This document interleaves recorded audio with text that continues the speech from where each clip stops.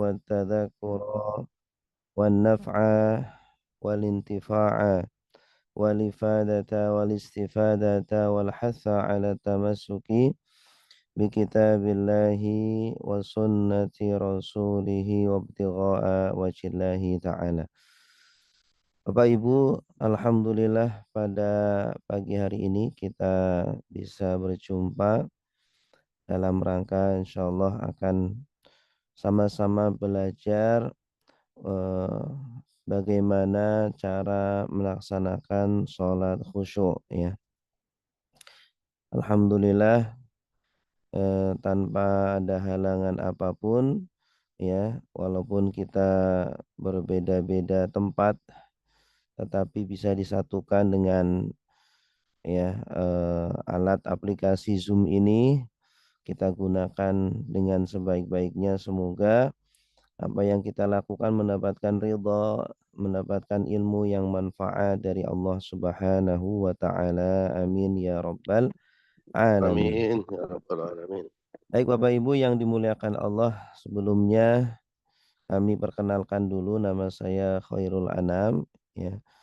Pendidikan saya S1 Al-Azhar Kairo, kemudian S2 UIN Syarif Hidayatullah Jakarta. Alhamdulillah sekarang domisili di Jakarta. Alhamdulillah anak sekarang sudah 3. Mohon doanya Bapak Ibu sekalian. Baik, sekarang insya Allah kita langsung masuk ke materi. Sebagaimana yang iklan yang sudah kita sebar ya, banyak di antara kita yang ketika sholat tidak merasakan kenikmatan ya. Ketika sholat kita terbayang-bayang dengan dunia. Nah, maka kita perlu bertanya terlebih dahulu kepada diri kita masing-masing. Kenapa harus khusyuk ya? Khusyuk sebenarnya penting atau tidak ya. Baik Bapak Ibu yang dimuliakan Allah, sebelum kita membahas tentang alasan-alasan kenapa kita harus melakukan sholat dengan khusyuk, maka kita coba perhatikan bagaimana perintah Allah atau bagaimana kisah disyariatkannya sholat khusyuk ya. Sholat atau kisah disyariatkannya sholat, maaf ya. Jadi sholat itu diperintahkan, sholat 5 waktu diperintahkan oleh Allah Subhanahu wa taala ketika Isra dan Mi'raj ya. Dalam kisah Isra dan Mi'raj. Ketika Nabi Shallallahu alaihi wasallam sedang ditimpa kesedihan yang sangat luar biasa ketika beliau ditinggal istri tercintanya yaitu Siti Khadijah ya, istri yang sangat setia, istri yang membela dakwah beliau, mensupport dakwah beliau dari sisi harta ya, kemudian juga yang menjaga beliau dari gangguan-gangguan orang-orang kafir. Ternyata Allah Subhanahu wa taala memanggil beliau. Kemudian juga paman beliau Abu Talib ya, yang juga selalu melindungi Nabi, yang selalu mendukung dakwahnya Nabi juga harus meninggal. Nabi Shallallahu Alaihi Wasallam ditinggalkan 2 orang yang sangat dicintainya, sehingga ketika itu dakwah beliau semakin sulit, ya, semakin sempit, tidak leluasa untuk menyebarkan agama Islam. Maka ketika itulah kemudian Allah mensyariatkan sholat 5 waktu. Seolah-olah ini adalah isyarat bagi kita semuanya bahwa kalau kita dalam kondisi sulit ya, kalau kita dalam kondisi memiliki problem, masalah apapun, masalah ekonomi, masalah kesehatan, masalah sosial, pekerjaan dan lain sebagainya, maka tidak ada cara lain kecuali dengan sholat, ya, kecuali dengan mendirikan sholat. Sholat adalah solusi dari semua masalah-masalah kita. Kemudian Bapak Ibu yang dimuliakan Allah, kalau kita melihat syariat-syariat, ya, atau perintah-perintah yang Allah fardukan kepada kita, kepada Nabi Muhammad SAW, maka ya, semua perintahnya berada di bumi. Allah memerintahkan puasa, maka Nabi cukup di bumi saja. Allah memerintahkan zakat, juga Nabi di bumi. Dan syariat-syariat yang lain kecuali sholat, ya. Ketika Allah Subhanahu wa taala akan mewajibkan sholat, maka Allah memanggil atau mengundang nabinya ke Sidratul Muntaha, ya. Baru kemudian di sanalah Allah memberikan fardu sholat lima waktu, yang asalnya 50 waktu kemudian dikurangi menjadi 45 sampai menjadi 5 waktu dalam sehari semalam, tetapi nilainya sama seperti 50 waktu. Nah, Bapak Ibu yang dimuliakan Allah, seolah-olah ini juga isyarat bagi kita semuanya bahwa ketika kita melakukan sholat, itu seperti kita sedang sowan kepada Allah Subhanahu wa Ta'ala. Seperti kita sedang bertamu, berkunjung ke rumahnya Allah Subhanahu wa Ta'ala. Akan berbicara, akan ngobrol, akan ya berbincang-bincang dengan Allah. Kita mengeluarkan semua keluh kesah kita, semua permasalahan kita, kehidupan kita. Silakan curhat semuanya kepada Allah. Itu di dalam sholat, ya, begitu. Nah, maka dari situlah kemudian disyariatkan sholat dalam peristiwa Isra dan Mi'raj yang diabadikan oleh Allah di dalam surah Al-Isra.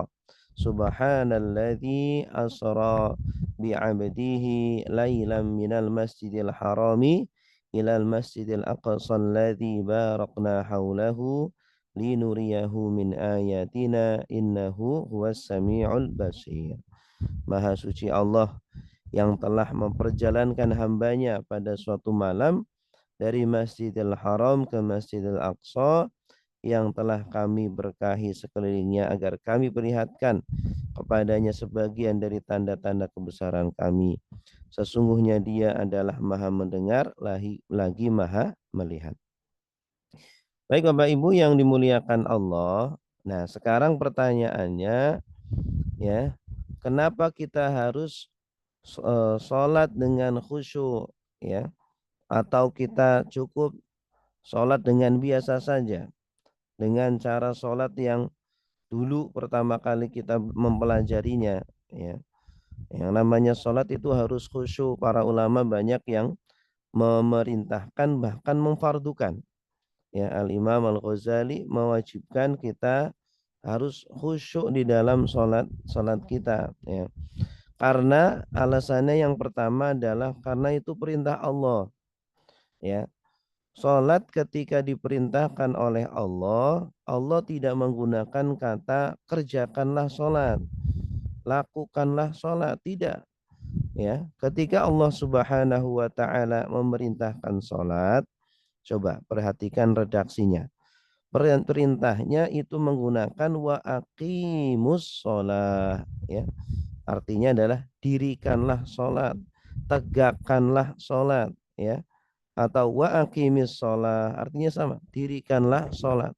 Artinya apa itu arti dari dirikan, tegakkan? Artinya lakukan dengan sebenar-benarnya. Lakukan dengan sebaik-baiknya. Lakukan dengan jiwa dan raga kita, ya. Jangan hanya tubuh kita saja yang sholat. Jangan hanya gerakan-gerakan tubuh, suara-suara lisan saja, tetapi akal pikiran kita juga harus sholat. Hati kita juga harus sholat, harus fokus, ya. Dalam sebuah riwayat bahkan Allah Subhanahu wa taala ya akan menggambarkan sholat kita itu seperti sebuah kain yang sudah apa namanya kain kumbal ya atau sebuah kertas yang kemudian diremas-remas kemudian dilemparkan ke muka kita karena sholat yang kita lakukan dilakukan dengan ya apa seadanya dilakukan dengan seenaknya kita. Nah, jadi sholat itu perintahnya tidak hanya dilakukan saja tetapi didirikan, ditegakkan. Untuk apa? Lidzikri, untuk mengingatku ya. Pertanyaannya selama kita sholat apakah kita mengingat Allah Subhanahu wa taala atau mengingat dunia ya. Yang dimaksud dunia di sini adalah selain Allah, makhluk-makhluk Allah ya. Semua kejadian-kejadian, semua ya urusan-urusan kita ini semuanya dunia. Nah, coba yang hadir Allah atau selain Allah ya. Kalau di dalam sholat kok kita mengingat selain Allah, maka kita belum melaksanakan tujuan sholat ya. Karena perintah Allah kepada kita melakukan sholat adalah agar kita mengingat Allah Subhanahu wa taala. Kemudian yang kedua, karena sholat ini adalah amalan yang pertama Bapak Ibu sekalian, yang akan Allah tanya nanti di yaumil hisab ya, ketika semua dari makhluk-makhluk Allah ya satu persatu akan diberdirikan di hadapan Allah Subhanahu wa taala. Maka amalan yang pertama yang akan ditanya oleh Allah adalah sholat. Inna awwala ma yuhasabu bihil abdu yaumal qiyamah min amalihi sholatuhu. Ya. Sesungguhnya amalan yang pertama ya yang akan Allah tanya kepada hambanya nanti di hari kiamat adalah sholatnya ya. Apabila baik sholatnya maka baik pula amalan-amalan yang lainnya. Jadi sholat itu seperti barometer Bapak Ibu ya. Orang kalau baik sholatnya insya Allah baik juga amalan-amalan yang lainnya. Bahkan orang kalau sholatnya baik sholatnya insya Allah dunianya pun baik gitu ya. Kalau kita ingin memperbaiki urusan keluarga kita ya, urusan ekonomi kita, urusan kesehatan, urusan dunia ataupun akhirat, perbaiki sholatnya ya. Nah, kalau sholat baik insya Allah amal-amal yang lain juga baik. Sebaliknya wa in fasadat faqad khaba wa khasira, dan barang siapa yang rusak sholatnya, banyak dia tinggalkan atau dia lakukan tetapi dilakukan dengan sembarangan ya. Yang penting sholat, yang penting gugur kewajibannya ya. Khusyuk nggak urus. Nah, ini maka amalan yang lain bisa dipastikan juga lebih buruk ya. Sholatnya apa puasanya buruk, zakatnya buruk, hubungan antara manusia juga buruk apalagi dengan Allah Subhanahu wa taala. Makanya kita Bapak Ibu ingin memperbaiki diri kita, perbaiki salat kita.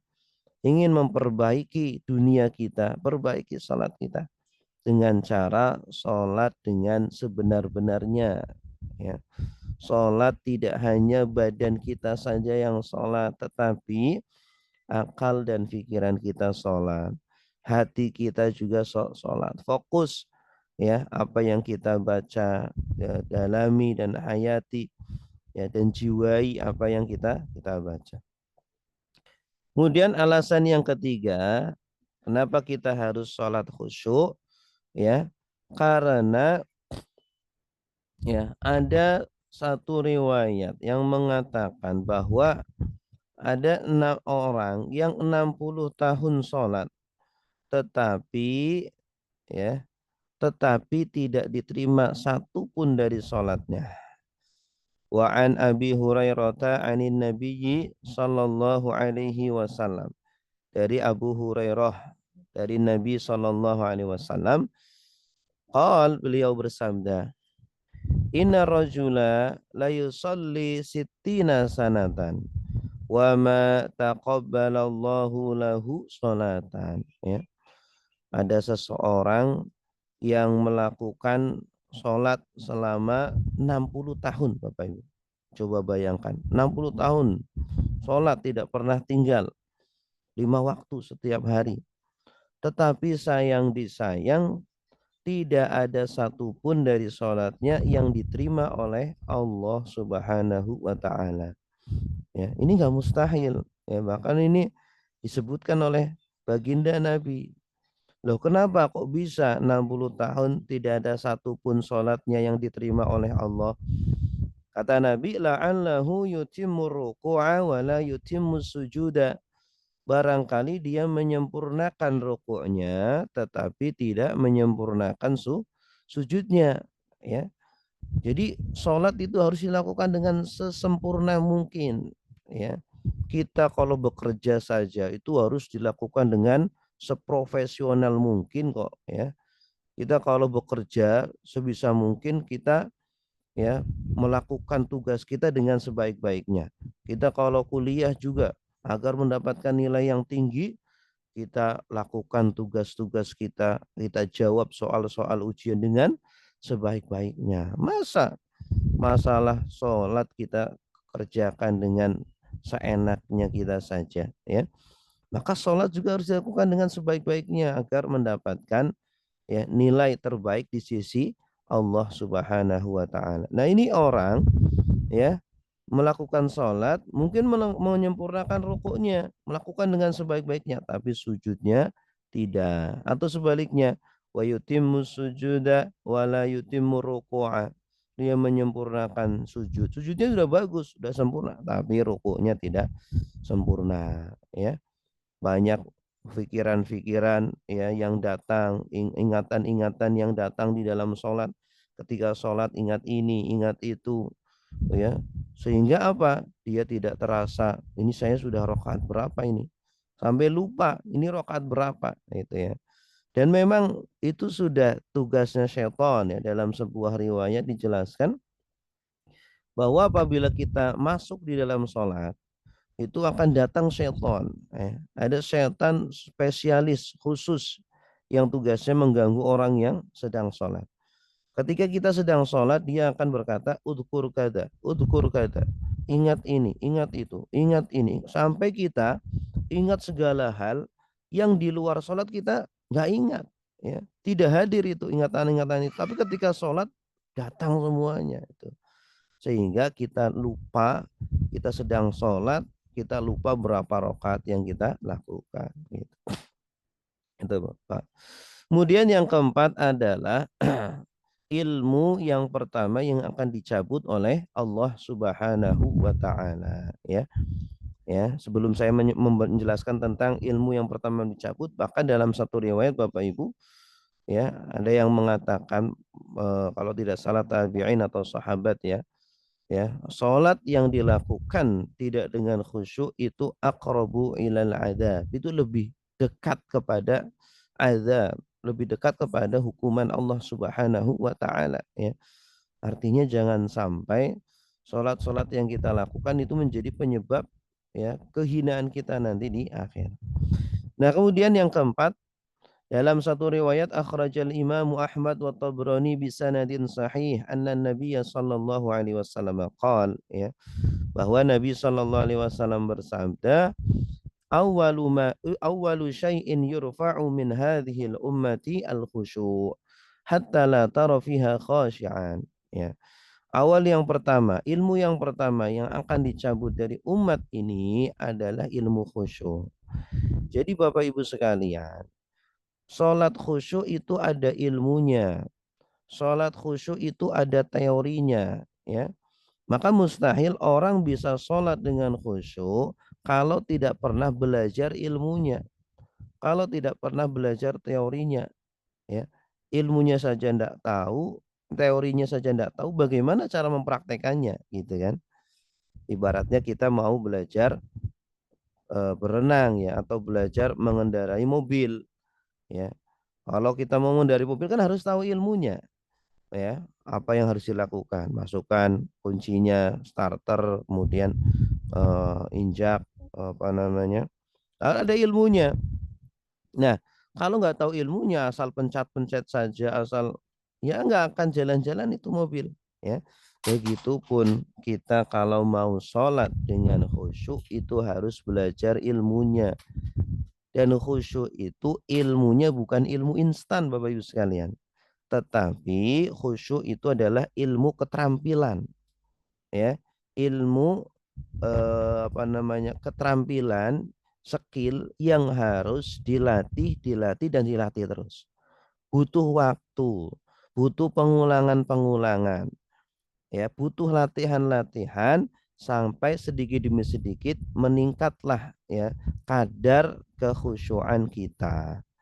Pertanyaannya, selama ini kita sudah pernah belajar belum Bapak Ibu? Ilmu atau teori sholat khusyuk, ya.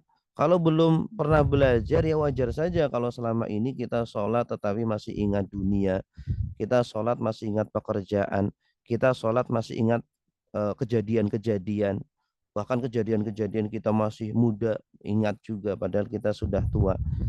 Itu karena ilmunya belum kita pelajari atau sudah kita pelajari tapi belum dipraktekkan, gitu ya.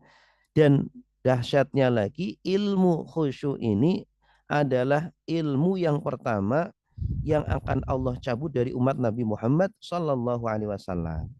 Sehingga coba Bapak Ibu cari di masjid-masjid, cari di sekolah, cari di kampus, cari di pesantren. Jarang ulama-ulama atau ustadz-ustadz yang mengajarkan ilmu tentang tata cara sholat khusyuk. Coba, ya. Kalau ulama yang mengajarkan tata cara sholat banyak, ya, jutaan ulama yang mengajarkan. Tapi coba, ulama atau ustadz atau kiai yang mengajarkan bagaimana sih agar kita bisa khusyuk di dalam sholat kita. Bagaimana sih agar hati kita ikut sholat, pikiran kita ikut sholat, tidak hanya badan dan lisan kita saja yang sholat. Ya, itu jarang sekali Bapak Ibu. Karena apa? Pertama, ahlinya sudah mulai berkurang. Ya, ulama-ulama, ustadz-ustadz yang bisa sholat dengan khusyuk, tata caranya bagaimana, itu sudah mulai berkurang. Ya, sudah mulai berkurang pengajarnya. Nah, akhirnya apa? Majelis taklim tentang ilmu khusyuk pun mulai berkurang. Yang mempelajari pun mulai jarang.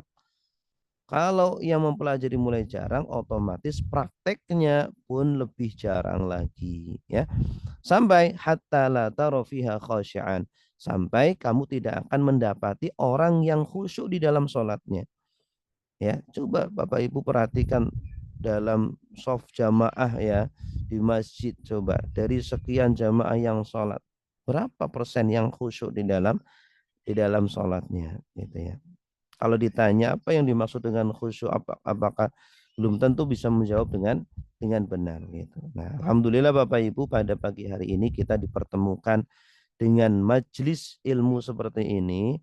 Semoga ini menjadi tanda baik dari Allah Subhanahu wa taala. Allah ingin memperbaiki kualitas sholat kita Bapak Ibu sekalian. Allah ingin memperbaiki cara sholat kita agar sholat yang kita lakukan tidak sia-sia. Tidak seperti tadi, ada orang yang 60 tahun sholat tetapi tidak ada satupun dari sholatnya yang diterima oleh Allah Subhanahu wa taala. Selanjutnya Bapak Ibu yang dimuliakan Allah, Allah Subhanahu wa taala di dalam Al-Qur'an sudah memberikan gambaran-gambaran, ya.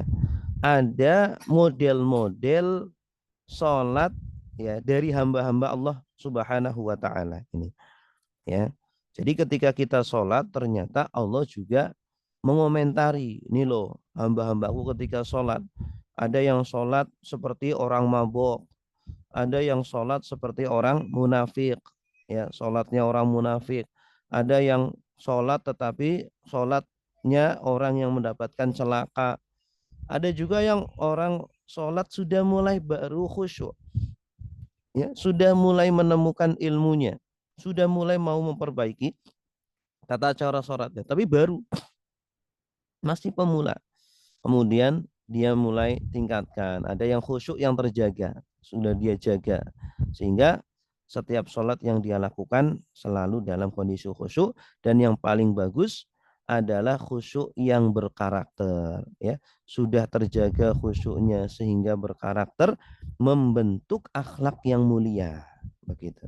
Karena sholat intinya adalah apa Bapak Ibu sekalian? Tanha anil fahsya'i wal munkar. Ya. Ciri-ciri sholat khusyuk, ciri-ciri sholat yang diterima oleh Allah adalah sholat yang semakin merubah kita menjadi semakin lebih baik. Ucapan kita semakin lebih baik, ya. Sikap kita juga semakin lebih baik. Yang dulu suka marah-marah, sekarang mulai ramah, ya. Yang dulu suka ngejek-ngejek, ya. Sekarang sudah mulai mengajak kepada kebaikan. Yang dulu suka julid, ya, suka ngomongin orang. Sekarang sudah tidak. Ya, lisan sudah digunakan untuk berkata yang baik, untuk mengaji, ya, untuk berzikir dan seterusnya. Nah, ini ciri-ciri orang kalau sholatnya diterima, sholatnya sudah khusyuk. Nah, bagaimana itu sholat mabok Bapak Ibu sekalian? Coba perhatikan surah An-Nisa ayat ke-43. Ya ayyuhalladzina amanu la taqrabus salata wa antum sukara hatta ta'lamu ma taqulun. Wahai orang-orang yang beriman, jangan kalian mendekati salat sedangkan kalian dalam kondisi mabuk, ya. Hatta ta'lamu ma taqulun, sampai kalian mengetahui apa yang kalian baca, apa yang kalian katakan, ya. Nah, Bapak Ibu, walaupun ini ayatnya asbabun nuzulnya, ya, berkaitan dengan sahabat yang dahulu ketika sholat lagi dalam kondisi mabuk, ya. Jadi dahulu minuman keras itu belum diharamkan. Ketika sholat difardukan itu belum diharamkan. Jadi sahabat ada yang ketika mau sholat masih dalam kondisi mabuk, ya. Udah dalam kondisi mabuk, dia jadi imam pula. Maju jadi imam nih. Yang dibaca surah Al-Kafirun Bapak Ibu, ya. Kita tahu sendiri surah Al-Kafirun gimana, ya. Nah, akhirnya ketika baca surah Al-Kafirun salah-salah, ya. Harusnya la a'budu ma ta'budun, dibacanya a'budu ma ta'budun. Kalau la a'budu ma ta'budun kan artinya aku tidak menyembah apa yang kalian orang-orang kafir sembah, ya. Nah, ini la-nya dibuang. Jadinya aku menyembah apa yang kalian sembah. Nah, ini kan parah. Akhirnya turunlah ayat ini, ya. Wahai orang-orang yang beriman, ketika kalian mau sholat, jangan dekati sholat kecuali dalam kondisi mabuk. Akhirnya para sahabat kalau mau datang waktu sholat nggak mabuk, tapi nanti setelah selesai sholat mabuk lagi, begitu, ya. Ya. Nah, Bapak Ibu sekalian, pernahkah kita menyadari bahwa kita pun terkadang mabuk di dalam sholat kita, tetapi bukan mabuk minuman keras, tetapi mabuk dengan dunia, ya, mabuk dengan pekerjaan kita, mabuk dengan pikiran-pikiran kita, mabuk dengan perdagangan kita, mabuk dengan urusan rumah tangga, mabuk dengan liburan dan lain sebagainya. Semuanya memenuhi pikiran kita, ya. Harusnya yang kita pikirkan adalah Allah, bacaan-bacaan sholat, tetapi yang kita pikirkan dunia, ya. Karena inti dari mabuk itu apa? Orang yang mabuk tidak memahami apa yang dia baca, tidak menjiwai, tidak menghayati apa yang dia baca. Nah, kalau kita di dalam sholat tetapi tidak menjiwai, tidak memahami, tidak menghayati apa yang kita baca, ya apa bedanya dengan orang yang mabuk? Karena alasan kenapa orang mabuk dilarang untuk sholat di zaman itu, karena ketika sholat butuh penjiwaan, butuh pemahaman, penghayatan terhadap apa yang kita baca. Kita udah nggak mabuk sih, tetapi kita nggak paham, ya sama, ya. Berarti mirip seperti orang yang mabuk, Bapak Ibu. Ini model sholat yang pertama. Model sholat yang kedua adalah sholatnya orang munafik. Coba lihat surah An-Nisa ayat 142. Innal munafiqina yukhadi'una Allah wa huwa khadi'uhum. Wa idza qamu ila sholati qamu kusala. Yura'una an-nasa wa la yadhkuruna Allah illa qalila. Sesungguhnya orang-orang munafik menipu Allah, ya. Mereka hendak menipu Allah. Ya, lisannya mengatakan beriman, tetapi hatinya tidak beriman. Allah akan balas tipuan mereka. Nah, ciri-ciri orang munafik itu apa? Di antaranya wa idza qamu ila sholati qamu kusala. Malas untuk mendirikan sholat. Sholat di sholat tapi malas-malesan. Sudah datang waktu sholat dia tunda ya, nanti ya. Kadang pun nggak sholat kecuali kalau ada orang yang lihat baru dia sholat. Ketika sholat pun dia melakukan dengan malas-malasan, tidak semangat ya. Padahal Bapak Ibu sekalian, sholat itu Masya Allah ya, pertemuan kita dengan Allah Subhanahu wa Ta'ala. Harusnya kita manfaatkan betul-betul pertemuan itu Bapak Ibu sekalian. Coba kalau kita diberi kesempatan untuk bertemu dengan raja gitu ya, atau bertemu dengan presiden, diberi kesempatan untuk ya mengeluarkan keluh kesah kita, kesempatan untuk berbicara, itu kan kesempatan yang sangat luar biasa. Bagaimana apa yang akan kita ucapkan kepada presiden itu atau raja itu ya. Kita mau minta apa akan dikasih semuanya gitu.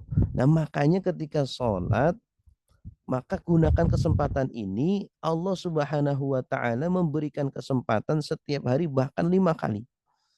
Coba 5 kali. Kita kalau mau ketemu presiden sulit ya. Kita siapa? Kita harus lewat ajudannya dulu. Ya, waktunya juga terbatas, nggak bisa setiap hari. Sholat itu setiap hari Bapak Ibu sekalian. Kita selama sehari boleh 5 kali bertemu dengan Allah Subhanahu wa Ta'ala. Silakan ngobrol selama-lamanya dengan Allah boleh ya di dalam sholat gitu. Silakan kita ungkapkan seluruh isi hati kita.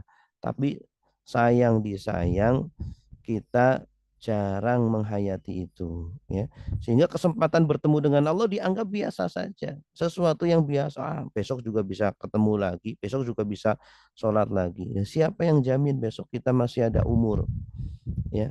Makanya kalau kita ingin khusyuk di dalam sholat kita, hargailah ya setiap sholat yang kita lakukan ya, bahkan setiap ucapan yang keluar dari lisan kita, hargai nikmati betul-betul. Nah, ini orang-orang yang munafik ketika sholat ya terlalu cepat. Wala yadhkurunallaha illa qalila. Tidaklah mereka berzikir kepada Allah, mengingat kepada Allah kecuali sebentar, kecuali sedikit ya. Ketika sholat ingin segera selesai, cepat-cepat selesai gitu. Kemudian selanjutnya yang ketiga adalah sholatnya orang yang celaka. Fawailul lil musallin alladzina hum an sholatihim sahun. Maka celakalah bagi orang-orang yang sholat, yang mereka lalai di dalam sholatnya. Ini model yang ketiga Bapak Ibu. Orang yang ketika sholat tetapi lalai, pikirannya kemana-mana. Ya, pikirannya tidak ingat kepada Allah, tidak ingat dengan bacaan-bacaan sholat. Ya, apalagi menjiwainya. Lalai kemana-mana. Tiba-tiba sholat sudah selesai saja. Tiba-tiba udah salam saja. Udah selesai. Dari mulai dia belajar tata cara sholat sampai sekarang tata cara sholatnya seperti itu saja. Nah, ini bahaya. Kalau cara sholat kita dari mulai kita belajar sholat sampai sekarang kok masih sama, itu bahaya Bapak Ibu sekalian. Ya, jangan sampai kita termasuk wail, orang yang mendapatkan celaka. Ya, walaupun kita sholat, bagaimana orang yang nggak sholat ya? Orang yang sholat aja belum aman, apalagi orang yang tidak sholat. Ya, jadi jangan lalai di dalam sholat kita. Harus kita fokus. Coba kalau kita ya ketemu dengan orang besar, pikiran kita lalai, kita sibuk dengan HP kita sibuk ngelamun kemana-mana. Harusnya kita gunakan kesempatan itu untuk ngobrol, untuk berbincang-bincang ya. Tapi malah kita lalai kemana-mana gitu. Seperti anak kecil ya. Nah itu jadi, nah sholat kita sehingga tidak diterima oleh Allah. Nah yang keempat adalah sholatnya orang yang baru mulai khusyuk. Dia sudah mulai belajar ilmunya, belajar teori sholat khusyuk. Oh, sholat khusyuk ternyata begini, teorinya begini. Kemudian dia mulai praktekkan sedikit demi sedikit, ya. Walaupun belum bisa 100%, karena khusyuk itu bertahap, Bapak Ibu. Ada yang baru khusyuk 5%, enggak apa-apa. Tapi terus tingkatkan. Naik menjadi 10%, menjadi 15%, dan seterusnya. Qad aflahal mu'minun alladzina hum fi salatihim khashi'un. Ya, sungguh telah beruntung orang-orang yang beriman, yaitu orang-orang yang khusyuk di dalam salat. Kemudian yang kelima adalah salat khusyuk yang terjaga. Nah, ini sudah mulai menjaga di dalam salat khusyuknya. Walladzina hum ala salatihim yuhafidun ulaika fi jannatin mukramun. Dan orang-orang yang menjaga atas salatnya, mereka itu di dalam surga dimuliakan. Jadi salat khusyuk itu perlu dijaga, ya. Kalau kita sudah tahu teorinya, sudah kita praktekkan, terus setelah itu ditinggalkan lagi, lupa, ya. Nanti lupa. Akhirnya balik lagi tidak khusyuk lagi. Harus terus dijaga sampai menjadi sebuah keterampilan, kemampuan, ya. Sehingga kita bisa sholat khusyuk dimanapun, kapanpun. Tidak harus ketika malam, ya. Tidak harus ketika di Masjidil Haram baru bisa khusyuk. Tidak harus. Dimanapun kita bisa sholat khusyuk karena sudah terjaga. Yang terakhir, ini adalah tujuan kita, yaitu agar sholat khusyuk yang kita lakukan itu benar-benar berkarakter, ya, bisa tanha anil fahsya'i wal munkar, mencegah kita dari perbuatan keji dan perbuatan mungkar. Ini inti dari sholat itu, agar kita memiliki akhlak yang mulia. Orang yang memiliki akhlak mulia pasti dijamin dunia dan akhiratnya, ya. Di dunianya bahagia, di akhiratnya juga bahagia, sehingga tujuan kita adalah agar bisa meninggal dalam kondisi husnul khatimah, bisa masuk surga tanpa tanpa hisab, gitu ya. Kemudian, nah, selanjutnya apa dan bagaimana salat khusyuk, Bapak Ibu sekalian? Ya. Salat khusyuk yang dimaksud, ya, adalah salat khusyuk yang sesuai dengan sholat yang diperintahkan oleh Nabi Shallallahu Alaihi Wasallam. Dalam satu riwayat, baginda Nabi Shallallahu Alaihi Wasallam bersabda, "Sallu kama ro'aitumuni usolli." Sholatlah kalian sebagaimana kalian melihatku sholat. Ya. Nah, kita diperintahkan untuk sholat seperti Nabi sholat. Nah, kita lihat gerakan kita sudah sama belum dengan gerakan sholatnya Nabi Shallallahu Alaihi Wasallam. Ya, insya Allah, ya, Bapak Ibu sudah benar gerakan sholatnya. Karena dari kecil ya sudah belajar. Insya Allah benar ya, takbiratul ihramnya benar. Kemudian rukunya juga sudah benar, sujudnya juga sudah benar. Insya Allah benar ya. Walaupun ada perbedaan sedikit, tapi insya Allah seperti itulah, ya, benar ya, sesuai dengan petunjuknya. Nah, kemudian yang kedua, coba ucapannya. Apa yang kita baca di dalam sholat sudah benar atau belum? Sudah sama belum dengan ucapan Nabi di dalam sholat? Insya Allah juga ini kebanyakan sudah benar. Ya, bacaan-bacaan sholatnya insya Allah sudah benar karena sudah kita pelajari dari sejak kecil. Nah, kemudian yang ketiga ini, Bapak Ibu, tumak ninahnya, ketenangan kita di dalam sholat itu sudah meniru dengan Nabi atau belum, ya. Jadi sholat itu butuh ketenangan, Bapak Ibu. Kalau kita dalam kondisi ngos-ngosan, kita dalam kondisi emosi atau dalam kondisi pikiran, ya, sedang morat-marit, ya, perlu ditenangkan terlebih dahulu. Tarik nafas pelan-pelan, keluarkan pelan-pelan, gitu. Kemudian, ya, tenangkan badan kita terlebih dahulu. Karena apa? Karena manusia setiap hari itu lewat di pikirannya sekitar 60.000 pikiran. 60.000 ingatan-ingatan. Nah, setiap saatnya, setiap detiknya itu ada sekitar 8 pikiran. Ya. Ada sekitar delapan pikiran. Nah, jadi gelombang pikiran kita itu ketika itu masih beta kalau belum ditenangkan. Kita baru melakukan aktivitas di luar sholat, tiba-tiba kemudian kita mau masuk sholat, itu pikiran kita masih gelombangnya gelombang beta. Ketika gelombangnya masih beta, itu ada sekitar 8 atau 9 pikiran yang melintas di pikiran kita. Maka perlu diturunkan untuk menjadi gelombang alfa. Sehingga ketika gelombang alfa itu pikiran kita sudah terbatas sekitar 5 atau 6 pikiran saja. Ya, orang ketika sholat pasti masih ada ingatan, tetapi setidaknya kalau ditenangkan maka pikiran itu semakin fokus sehingga berkurang menjadi 5 atau 6 pikiran saja.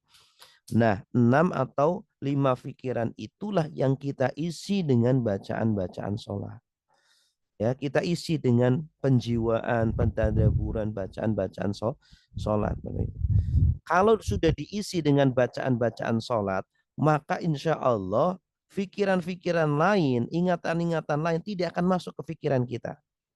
Itu masalahnya, kita tidak isi itu pikiran kita Bapak Ibu dengan penjiwaan, pentadaburan, bacaan sholat, sehingga yang masuk itu yang lain. Gitu. Coba perhatikan, kalau kita di dalam sholat kok kemudian ingat hal lain selain apa yang kita baca, ya, selain Allah, maka pasti akan datang pikiran-pikiran yang lain. Ya, kalau di dalam sholat kok kita mikirin yang lain, mengingat yang lain, itu artinya kita nggak menjiwai, tidak mentadaburi apa yang kita baca. Ya, kalau kayak gitu gimana? Ya langsung kita tarik lagi, kita fokuskan lagi. Ya, makanya ketika sholat itu setiap perpindahan ada takbir Allahu Akbar, Allahu Akbar, Allah. Itu secara tidak langsung adalah teguran Allah kepada kita agar kita balik lagi kepada apa yang kita baca. Ingat lagi apa yang kita baca. Ya, seolah-olah Allah bilang, "Hey, Allah itu lebih besar daripada apa yang kamu pikirkan. Allah lebih besar daripada apa yang kamu khawatirkan. Allah itu lebih besar daripada apa yang kamu inginkan dalam pikiran-pikiran kamu itu. Yang kamu pikirkan itu sesuatu yang kecil, sesuatu yang remeh, sesuatu yang hina. Jangan dihadirkan di dalam sholat. Allah hanya ingin 5 menit atau 10 menit fokus, ya, dalam waktu dari 24 jam setiap hari yang Allah berikan. Tolong dong 5 menit fokus kepada Allah. Ya, kita setiap hari bekerja 8 jam aja bisa fokus kan, ya, dengan pekerjaan kita, sehingga kita kerjakan dengan maksimal. Kalau sekolah juga kita lakukan dengan maksimal. Masa Allah minta 5 menit saja nggak bisa, ya? Padahal Allah yang memberi kita umur, Allah yang memberi kita makanan, memberikan kita minuman, memberikan kita nafas, memberikan kita nikmat-nikmat yang sangat banyak. Ya, gitu. Nah, kemudian yang keempat, perhatikan tafakur kita. Tafakur itu artinya memikirkan. Memikirkan, memahami apa yang kita baca. Sudah paham belum apa yang kita baca di dalam sholat? Ya, kalau Nabi pasti sudah paham, sudah memikirkan apa yang dibaca di dalam sholatnya. Ya, kalau selama ini kita sholat tetapi hanya tahu bahasa Arabnya saja, tidak tahu artinya, ya ini juga harus dibenahi, harus diperbaiki. Ya, karena sholat itu Bapak Ibu seperti, ya, filosofinya orang mau makan kelapa. Kelapa itu kalau masih, ya, masih baru diambil itu kan masih ada kulitnya gitu ya. Masih ada serabutnya. Bisa nggak dimakan langsung? Nggak bisa, ya. Nggak bisa. Kecuali kalau buah apel mungkin bisa langsung dimakan, ya. Anggur bisa langsung dimakan. Tapi kalau kelapa nggak bisa dengan kulit-kulitnya dimakan. Harus apa? Harus dikupas dulu kulitnya, ya. Dibuang dulu serabutnya. Ibarat orang yang sholat baru hafal Arabnya saja, bacaan Arabnya saja, tapi nggak tahu artinya. Ibarat orang mau makan dengan kulit-kulitnya, bisa nggak? Maka orang yang baru hafal bacaan Arab di dalam sholat itu belum bisa menjiwai bacaan sholat. Oh, dia nggak paham dengan apa yang dia baca. Maka dia belum bisa khusyuk di dalam sholatnya. Makanya wajar saja ketika kita sholat, pikiran kita terbayang-bayang kemana-mana, melayang-layang kemana-mana. Karena kelapa itu nggak bisa dimasukkan ke dalam diri kita. Karena masih gelondongan begitu. Harus diapain? Harus dikupas. Ibarat dikupas itu kita sudah mulai mengerti arti bacaan-bacaan sholat. Allahu Akbar, artinya Allah Maha Besar. Ya, Alhamdulillahirabbil alamin. Segala puji bagi Allah Tuhan semesta alam. Nah, itu mulai sudah kelapanya berarti sudah dikupas, tetapi masih ada batoknya. Bisa nggak orang makan kelapa dengan batok-batoknya? Nggak bisa juga. Makanya orang yang sudah tahu arti bacaan sholat belum tentu bisa khusyuk di dalam sholatnya. Ya, belum tentu bisa khusyuk di dalam sholatnya. Banyak orang-orang yang bisa bahasa Arab, paham bacaan sholat, tapi kok saya masih belum khusyuk ya di dalam sholatnya. Kok saya masih memikirkan hal-hal yang lain di dalam sholatnya? Ya iya, karena belum cukup, karena masih ada batok kelapanya itu. Ya, maka batok kelapanya itu harus dibuang, harus dibuang. Nah, ketika batok kelapanya sudah dibuang, kelihatanlah kelapanya, bisa langsung dimakan nggak? Bisa, tapi agak sulit ya karena besar gitu, langsung dimakan besar. Harus dipotong-potong, Bapak Ibu. Harus dipotong-potong menjadi kecil, atau kalau mau di apa bikin rendang diparut dulu, ambil santannya. Nah, itu ibarat ketika kita sudah mengerti arti bacaan sholat, kemudian menjiwai, kemudian menjabarkan apa maksud arti dari bacaan sholat itu. Jadi kata Allahu Akbar itu perlu ditadaburi, perlu dijiwai, ini yang terakhir, tadabur. Tidak cukup tahu artinya saja, tetapi perlu dijiwai, perlu dijabarkan apa maksud dari Allahu Akbar.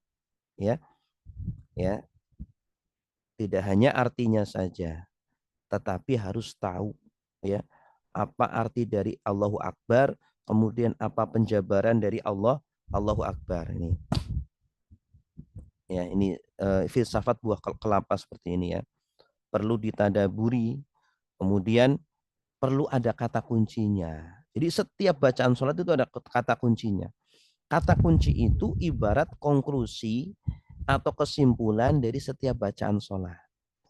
Sehingga ketika mungkin kita menjadi makmum dalam sholat jamaah di masjid, ya terkadang imamnya terlalu cepat, kita cukup mengambil kata kuncinya saja, itu sudah bisa ya menjiwai bacaan sholat. Ya, nanti kita dalam pembelajaran nanti selanjutnya ya, insya Allah kita akan pelajari dari awal sampai akhir, itu nanti akan kita kasih kata kuncinya, penjabarannya bagaimana, sehingga sholat yang kita lakukan betul-betul dilakukan penuh dengan jiwa dan raga kita, dilakukan dengan badan, tubuh, dan juga dengan hati kita, dan juga pikiran kita. Ini contohnya. Bacaan Allahu Akbar, Bapak Ibu sekalian.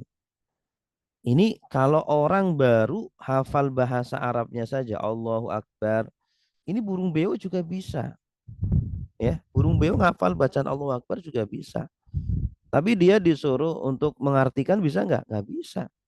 Ya, yang bisa mengartikannya manusia. Nah, manusia anak kecil usia 5 tahun juga bisa mengartikan Allahu Akbar, apa artinya, nak? Allah Maha Besar. Tapi dia sudah bisa menjiwai belum? Menjabarkan belum? Belum bisa. Perlu penjabaran yang lebih luas. Ini orang dewasa yang bisa melakukan apa maksud dari Allahu Akbar. Ya. Kemudian apa? Setelah sudah dijabarkan, perlu berlatih, diulang-ulang. Tidak cukup sekali, dua kali. Makanya ilmu sholat khusyuk itu tidak instan, tapi butuh latihan terus ya, sampai menjadi terlatih ya. Contohnya begini. Nah, ini contohnya bacaan Allahu Akbar.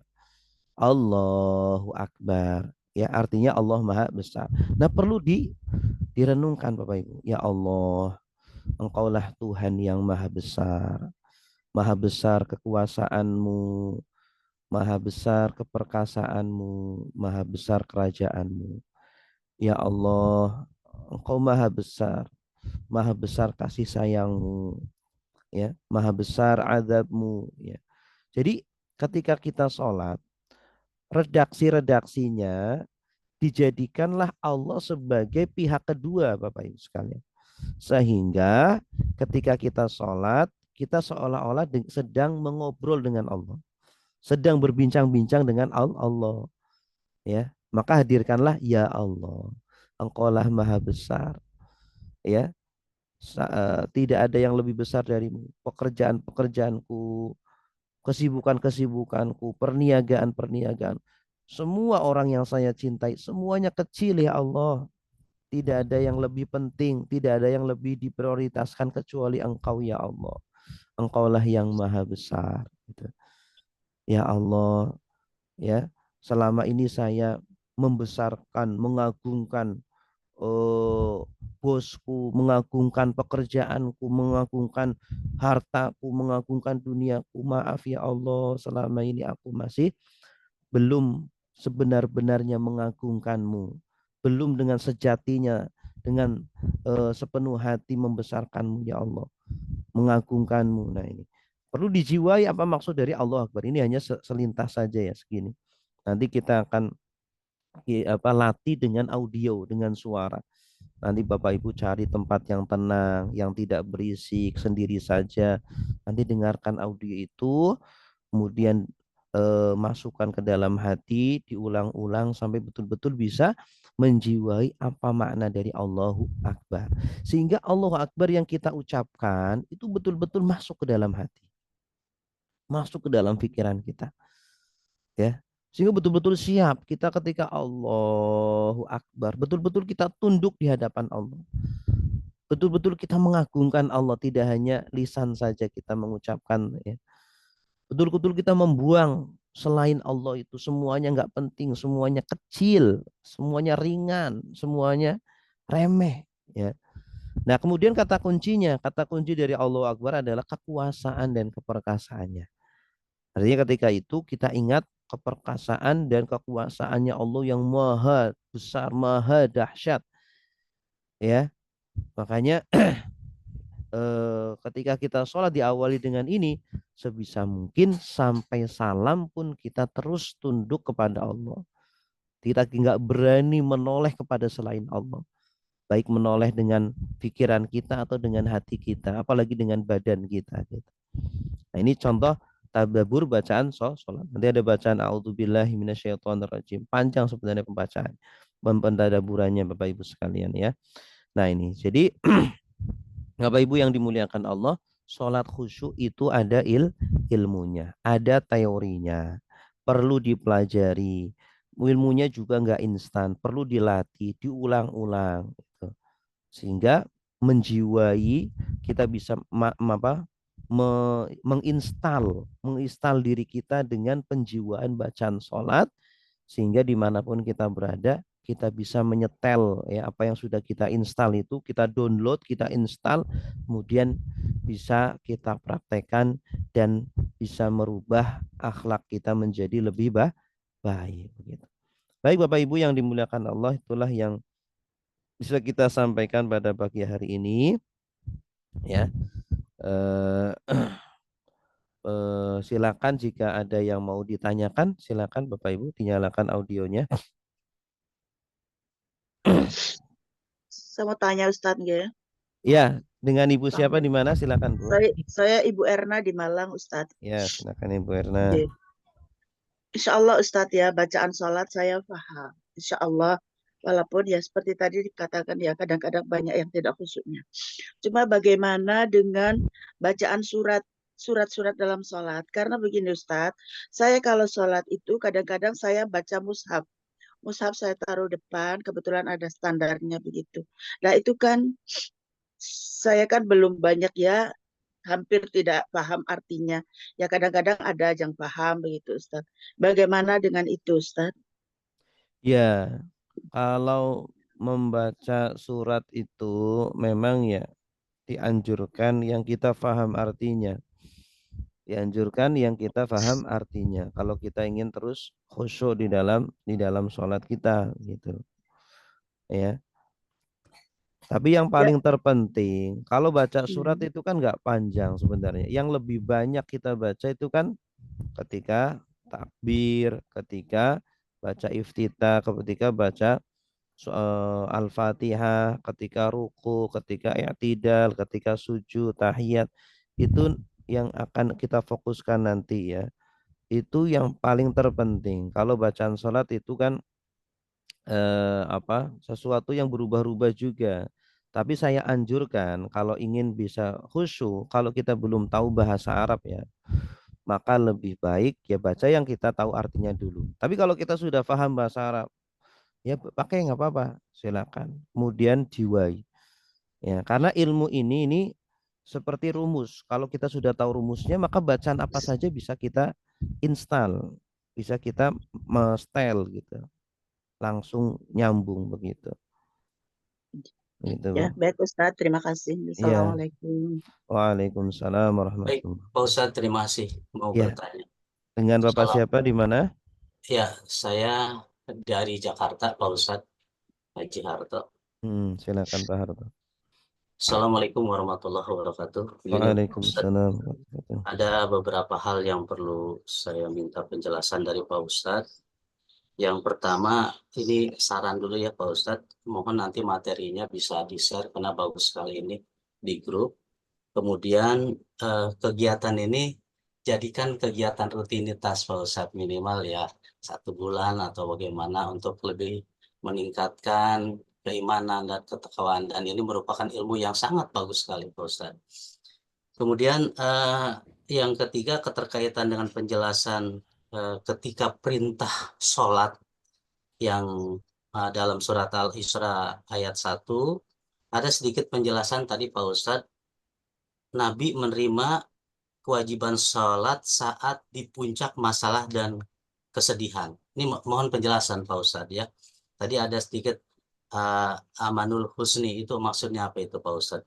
Ya, Kemudian yang berikutnya, keterkaitan dengan ada sholat khusus itu, mengapa kita tidak khusyuk? Ada riwayat 60 tahun ditolaknya sholat. Nah, itu juga riwayat dari mana itu Pak Ustadz? Apa rujukannya apa? Tadi di situ dinilai Hasan Al-Bani. Tolong penjelasan Pak Ustadz. Kemudian yang ya. berikutnya sedikit lagi Pak Ustadz. Kalau kita dalami dengan perintah sholat, kita memang telah melaksanakan sholat itu sejak kita mengerti dan paham atas perintah dari orang tua. Awalnya seperti itu, semenjak anak-anak. Nah, itu paling tidak banyak hal-hal yang sampai saat ini banyakkan Pak Ustadz, mereka juga ya termasuk juga kita-kita sekarang ini banyak yang lebih dikategorikan sholat yang mungkin khususnya itu bahkan agak kurang gitu, karena banyak persyaratan yang harus ditentukan. Tadi ada harus mengerti, memahami, bahkan tahu arti dan sebagainya. Nah, bagaimana Pak Ustadz dengan sholat-sholat yang kita sudah laksanakan? Memang kita bukan sekedar kewajiban, memang kewajiban yang kita sudah laksanakan. Dan sedapat mungkin memang ilmu yang kita dapati sangat minim. Nah, contohnya baru kali ini nih kita mendapatkan cara belajar sholat khusyuk. Nah, bagaimana dengan apa pahala yang selama ini Allah berikan. Itu saja Pak Ustadz. Terima kasih. Assalamualaikum warahmatullahi wabarakatuh.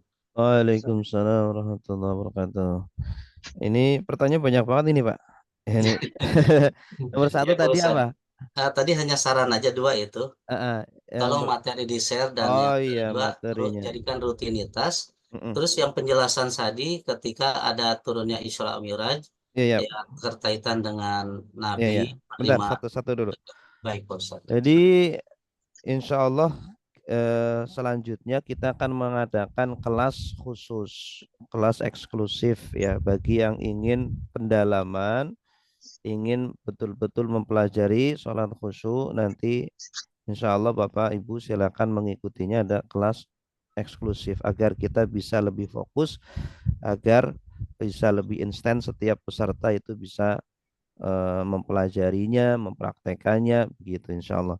Insya Allah nanti materi kita juga share di sana. Kemudian berkaitan dengan Amul Huzni, tahun kesedihan ya. Jadi di dalam Sirah Nabawiyah kita tentu pernah mempelajari ada yang dikatakan Amul Huzni, tahun kesedihan, sekitar 1 tahun sebelum hijrah ya.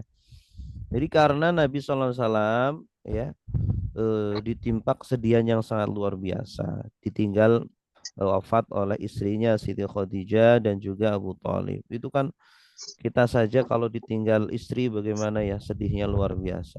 Ditinggal paman ya, luar biasa sedihnya. Apalagi paman itu sebagai pengganti ayahnya langsung.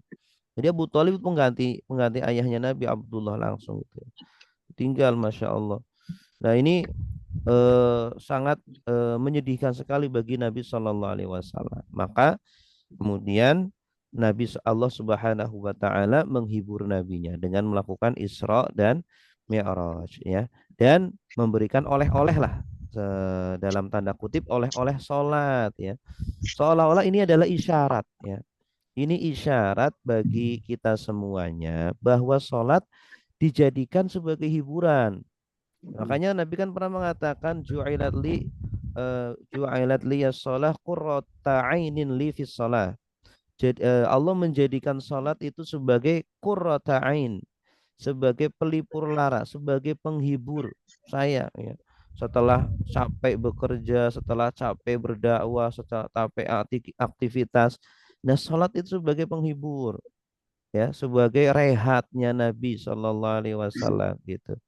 Jangan menjadi beban ya. Kalau kita kerja ada istirahat kan senang harusnya ya gitu. Nah apalagi ketika kita rehat, kita bertemu dengan orang yang kita cintai. Oh Masya Allah ya, kita bertemu dengan Allah ya, harusnya itu menjadi rehat kita, rehat badan, rehat pikiran, rehat hati kita juga, seperti itu Pak.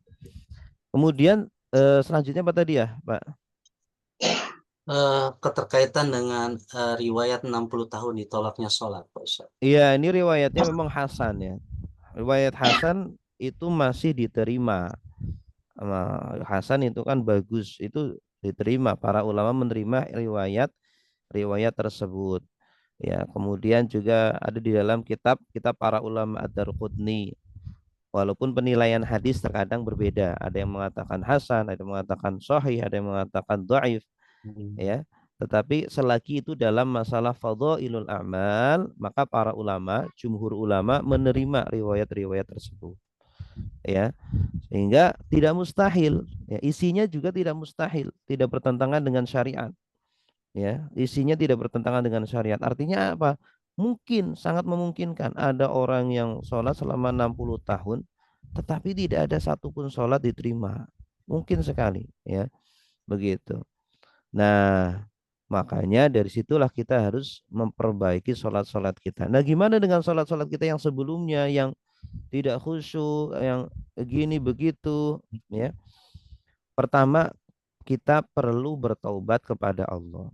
Kita perlu minta maaf kepada Allah. Ya Allah, mohon maaf ya Allah, selama ini saya terlalu jauh darimu ya Allah. Saya tidak pedulikan tata cara sholatku ya Allah. Saya baru sadar sekarang ya.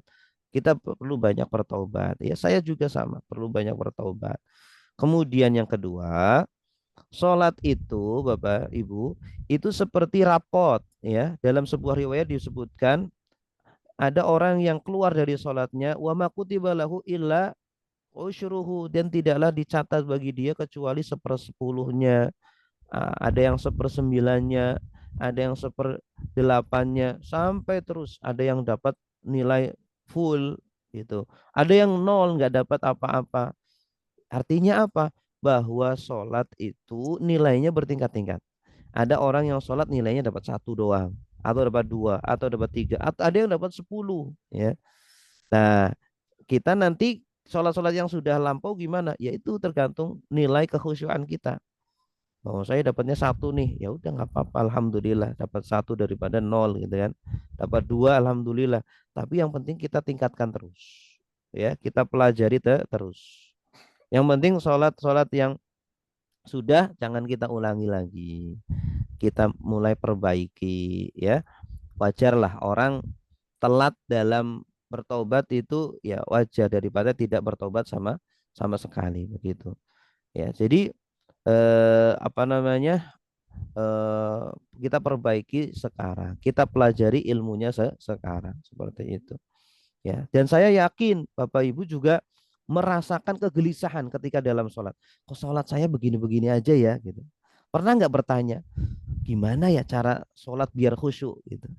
Saya yakin rata-rata dari kita pernah berpikir atau bahkan sering berpikir gimana ya agar sholat saya itu seperti sholatnya Nabi, sholatnya para sahabat. Nabi itu kan pernah suatu riwayat dijelaskan beliau sholat malam di belakangnya ada Ibnu Abbas ya masih kecil ketika itu. Ibnu Abbas sholat pakai Al-Baqarah ya, lanjut pakai Ali Imran, lanjut pakai An-Nisa coba. Jadi pakai 3 surat, 1 rakaat 3 surat Al-Baqarah, Ali Imran dan An-Nisa. Ya, itu kalau nggak khusyuk itu nggak bisa. Ya, orang kalau nggak khusyuk nggak bisa sholat dengan 3 surat itu. Saya yakin. Ya, nah coba kita lihat anak kita, semoga bukan anak kita lah. Ada anak-anak, ada atau orang dewasa lah, yang bisa berjam-jam main game dengan HP-nya khusyuk. Kok bisa? Coba pertanyaannya, kok bisa? Kenapa bisa seperti itu? Karena nikmat, menikmati dengan apa yang ada di gamenya itu. Nah selama ini ketika kita sholat itu tidak kita nikmati. Kenapa game itu nikmat? Karena dia itu interaktif gitu, responsif gitu, responsif, merespon apa yang kita pencet, merespon apa yang kita mau gitu, ya. Nah sholat dijadikan responsif juga. Gimana caranya? Jadikan Allah pihak kedua, jadikan Allah sebagai mukhotob. Mukhotob itu lawan bicara. Jangan dijadikan pihak ketiga. Karena bacaan-bacaan sholat itu masih menggunakan pihak ketiga rata-ratanya ya. Allah Maha Besar. Berarti kan kita sedang membicarakan Allah, bukan sedang berbicara dengan Allah. Beda antara berbicara dengan Allah dengan membicarakan Allah. Kalau sholat kita masih membicarakan Allah, sulit untuk khusyuk. Sulit.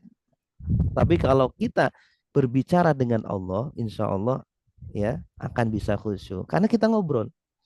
Ya, kita ngobrol. Coba kita kalau mendengarkan ceramah, kemudian ustadznya atau dai-nya ngajak ngobrol dengan jamaah, itu biasanya lebih hidup, lebih hidup. Tapi kalau penceramahnya tidak ngajak ngobrol dengan jamaahnya, biasanya pada ngantuk, gitu ya. Karena apa namanya jamaahnya dijadikan objek ketiga, dijadikan bukan orang yang diajak bicara, begitu.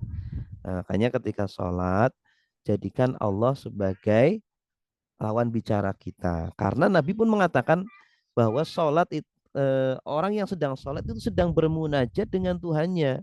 Munajat itu apa sih?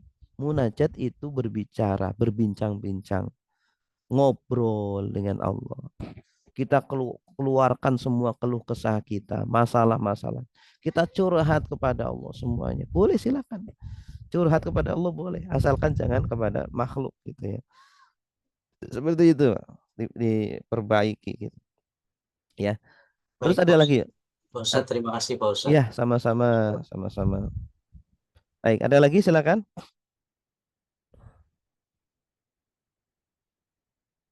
Silakan yang mau bertanya.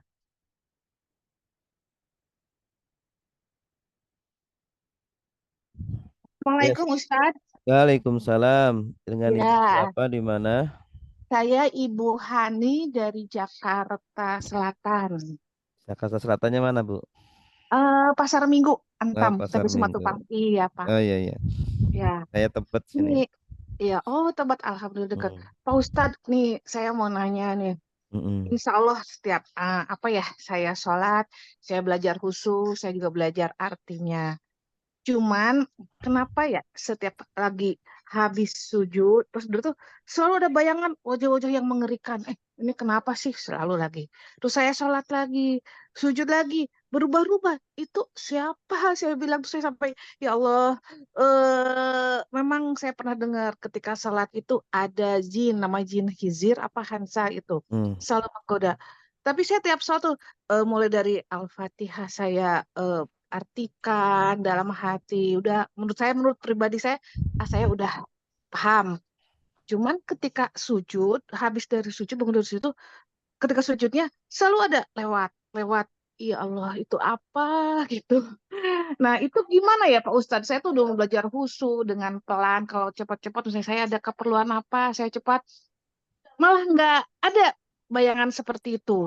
Tapi ketika saya mau husu, habis bangun dari sujud selalu ada sujud. Misalnya sholatnya 4 rakaat, empatnya juga ada dan berbeda-beda. Itu apa ya Ustadz ya? Iya, Itu yang saya tanyakan. Terima kasih Pak Ustadz. Nggak ya ketemu. sama-sama. Oh iya. Itu terlihat atau cuma di bayangan aja, Bu? Enggak, di bayangan. Oh, bayangan aja. Ketika sujud ada bentuk apa? Apa lagi? Udah, saya sholat lagi. Bacaan sujudnya subhanallah dengan khusyuk itu saya menyembahmu dan hanya Allah yang mengagungkan Allah. Udah, sujud lagi, ada lagi. Ya Iya, iya. Allah. Jadi saya kurang tahu ya permasalahan cincin seperti itu ya. Ya. Tetapi pada intinya ya kita dianjurkan, makanya nanti dalam bacaan salat itu ada bacaan isti'adzah atau ta'awudz ya. A'udzubillahi minasyaitonir rajim. Karena memang kita itu setan itu sangat tidak suka ya. Setan itu sangat tidak suka apabila manusia itu akan memperbaiki dirinya, terutama memperbaiki sholatnya. Nah, Ya, karena kalau betul. sholatnya sudah baik, maka amalan-amalan yang lainnya ya pasti akan ngikut, akan baik juga. Makanya setan itu sangat tidak rela, sangat tidak ridho kalau manusia itu memperbaiki dirinya. Nah ya setan itu kadang membiarkan kita ibadah, udah sana silakan ibadah terus, tetapi kamu ibadahnya nggak diterima. Kamu ibadahnya nggak pakai ilmu. Nah, itu setan seperti itu ya. Dibiarkannya kita sholat, dibiarkannya kita sedekah, dibiarkannya kita taat, tetapi ya udah, tapi nggak diterima sama Allah karena sholat kamu nggak pakai ilmu, sholat kamu nggak khusyuk, sedekah kamu nggak ikhlas dan seterusnya. Itu setan itu sangat pintar mencari celah gitu ya. Jadi kita Ya, capek-capek ibadah tapi enggak dapat apa-apa. Nah, makanya sebelum kita sholat, maka kita dianjurkan untuk meminta kepada Allah, ya Allah, jagalah saya, lindungilah saya, jauhkanlah saya dari gangguan-gangguan makhlukmu ya, dari golongan jin atau dari golongan manusia, agar saya bisa sepenuh hati ibadah ya, fokus kepadamu ya Allah, seperti itu ya. Dan jiwai betul apa yang kita baca, Allahu Akbar, artinya nggak perlu ya, takut, nggak perlu takut kepada siapapun karena kita punya Allah ya, karena ada Allah yang maha besar, yang maha kuasa, yang maha bisa menghilangkan semua atau memusnahkan semua makhluk-makhluk Allah yang mau berbuat jahat kepada kita, seperti itu ya. Jadi fokus, Bu, fokus dengan apa ya. yang kita baca, seperti itu Ya, saya juga sebelum sholat terus kemudian saya juga kalau habis sebelum duha sholat tobat mungkin saya, tapi itu selalu ada ketika habis sujud apa ya ya. Allah. Tapi sudah ini belum, sudah belajar pendalaman atau penjiwaan bacaan sholat, sudah belajar belum? Kebetulan sudah saya harus memahami arti tiap Enggak, kalau artikan sholat. Ya, belajarnya sama siapa? kebetulan di kompleks saya ada Ustadz yang setiap hari Rabu dan Kamis ada pengajian selalu diberikan keterangan-keterangan bagaimana sholat gitu. Sudah kita lakukan juga apa yang disampaikan oleh Ustadz kami itu. Tapi kenapa itu selalu ada gitu muncul? Iya, iya. Ya mungkin keterangannya mungkin beda dengan keterangan kita ya. Nanti Ah, iya, iya. keterangan kita nanti mungkin bisa melengkapi apa yang sudah diterima, mungkin Ya, bisa membantu untuk menghilangkan pikiran-pikiran seperti itu. Gitu. Karena iya. pikiran-pikiran kita kalau diisi dengan pendalaman-pendalaman bacaan sholat, ya maka nanti pikiran-pikiran yang lain insya Allah tidak datang gitu. Oh, iya, iya, baik, Baik, baik. ya, Terima kasih Ustadz. ya Assalamualaikum. sama-sama. Silakan yang lain. Ibu Elmiatin yang angkat tangan silakan. Terima kasih Ustaz atas kesempatannya. Assalamualaikum warahmatullahi wabarakatuh. Waalaikumsalam warahmatullahi wabarakatuh. Saya bertanya Ustaz, ini sholat subuh ini sangat wajib pelajari Ustaz, sangat wajib belajar. Tapi di saat kita sekarang kan sudah tua ya Ustaz ya. Jadi untuk mentadaburi, mencoba untuk ayat-ayat yang kita baca itu dipelajari untuk mentadaburi. Terus kadang-kadangnya kan kita udah banyak lupa nih Ustaz. Jadi di saat kita sholat itu Ustaz, kita fokus ke bacaan kita, tapi walaupun kita belum mengerti apa yang kita baca artinya atau maksudnya, tapi kita berusaha untuk fokus ingat Allah aja Ustaz. Bagaimana itu Ustaz? Satu. Yang keduanya Ustaz, saya pernah dengar di saat kita sudah balik itu kan udah wajib sholat ya Ustaz ya. Tapi karena kita waktu muda-muda itu banyak yang lalai, kadang-kadang tinggal sholat, kadang-kadang lalai. Jadi saya pernah dengar ada diharuskan mengqadha sholat yang tinggal itu. Itu bagaimana Ustaz untuk menguatkan kita saja Ustaz? Saya mohon pencerahannya Ustaz. Terima kasih. Assalamualaikum warahmatullahi wabarakatuh. Waalaikumsalam warahmatullahi wabarakatuh. Yang pertama tadi apa Bu? Yang pertama tadi kan kita kan apa yang dibaca ayatnya itu kita kan belum paham artinya, apalagi tadaburnya gitu. Tapi kita fokus ke yang ayat kita Allah baca. saja ya. Allah. Kita fokus saja bahwa Allah itu saya yakinnya Allah itu melihat kita walaupun kita tidak bisa melihat Allah, tapi kita yakin Allah itu melihat kita apa yang kita kerjakan gitu Ustaz. Bagaimana Ustaz? Iya, Kak, itu sebenarnya hanya solutif terakhir ya. Solutif terakhir bagi kita solusi terakhir sebenarnya kalau kita belum paham apa yang kita baca, ya ingat aja Allah. Di depan kita itu Allah. Itu solusi terakhir ya. Kalau kita belum paham, tapi harus disertai dengan belajar. Jangan gitu terus gitu ya. Harus belajar. Kalau seperti itu, apa maknanya Allah menciptakan bacaan-bacaan sholat? Ya, lebih baik bacaannya Allah aja semuanya. Itu. Nah, hikmah kenapa Allah menciptakan bacaan-bacaan sholat ya agar kita fahami, agar kita jiwai. Dan ketahuilah Bapak Ibu, bacaan-bacaan sholat itu sangat berpengaruh dalam kehidupan kita sehari-hari. Ya, bacaan-bacaan sholat itu sangat berpengaruh, ya sangat berefek, sangat berdampak terhadap kehidupan kita sehari-hari, muamalah kita dengan keluarga, dengan tetangga, dengan manusia. Gitu.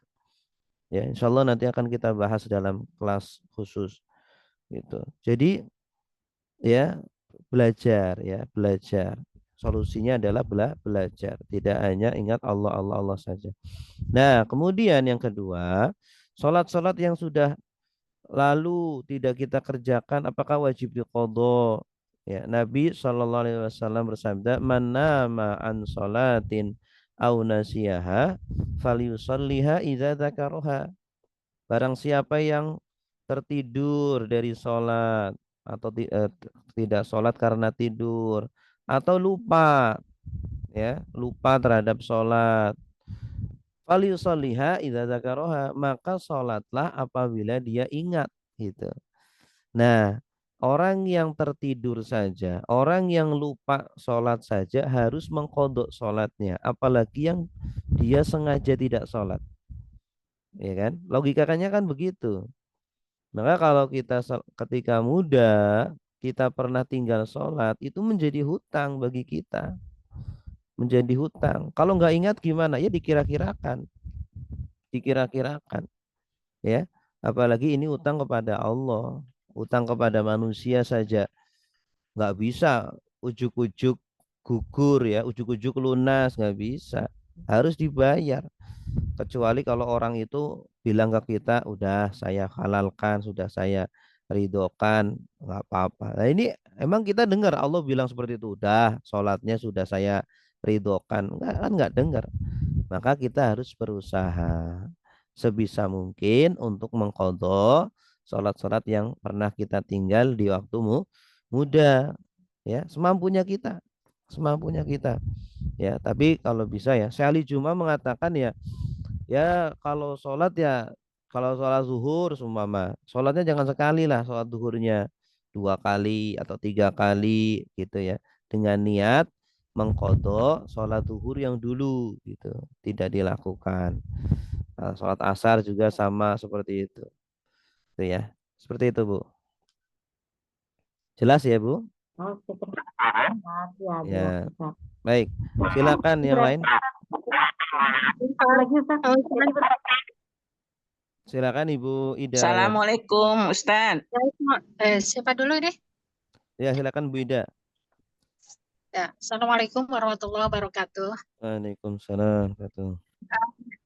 Ini Pak Ustadz terkait dengan khusyuknya sholat ya. Khusyuknya sholat, mungkin adakah amalan khusus supaya kita itu lebih khusus selain kita membaca dulu terlebih dulu bacaan ta'awudz gitu.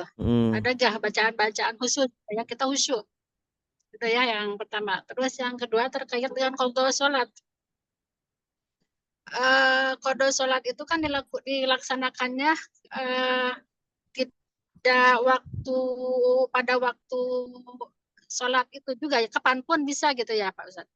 Iya, kapanpun bisa. Nah itu untuk niatnya, untuk bacaan niatnya itu seperti apa yang sesuai dengan sunnah Rasulullah gitu. Terus yang ketiga, saya alhamdulillah kalau misalkan ada kajian khusus untuk terkait dengan khusus sholat, cuma memohon waktunya kalau bisa setelah subuh itu terang gitu ya, waktunya setelah sholat subuh gitu, biar kita belum aktivitas apapun, kita fokus untuk menerima materi. Itu Pak Ustadz. Terima kasih. Wassalamualaikum warahmatullahi wabarakatuh. Waalaikumsalam warahmatullahi wabarakatuh. Tadi yang pertama apa Bu? Ibu Ida. Halo, Ibu Ida. Tadi pertama Bu? Ya, yang pertama amalan terkait amalan. dengan kita khusus ya, amalan supaya kita khusyuk. Satu-satu Bu ya. Amalan untuk bisa khusyuk. Amalan khusus itu enggak ada ya, tapi ada sebuah doa. Ini bagus sekali. Silakan Bapak Ibu tulis ya. Allahumma Bentar Ustaz. a'udzubika. Bentar saya tulis. Ditulis Ustaz. Tulis. Iya, jadi alhamdulillah.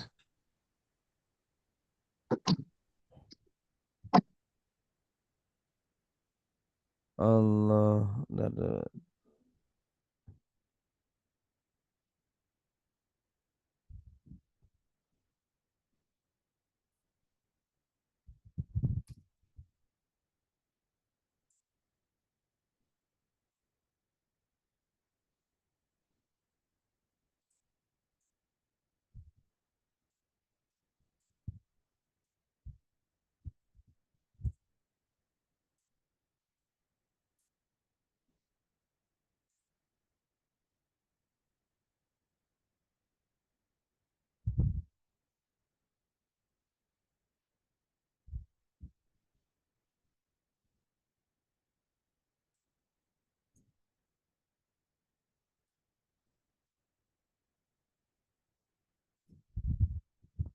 Allahumma inni a'udzubika min ilmin la yanfa' wa min qalbin la yakhsha' wa min du'ain la yusma'. Allahumma inni a'udzubika min ilmin la yanfa' wa min qalbin la Kalau SD mama.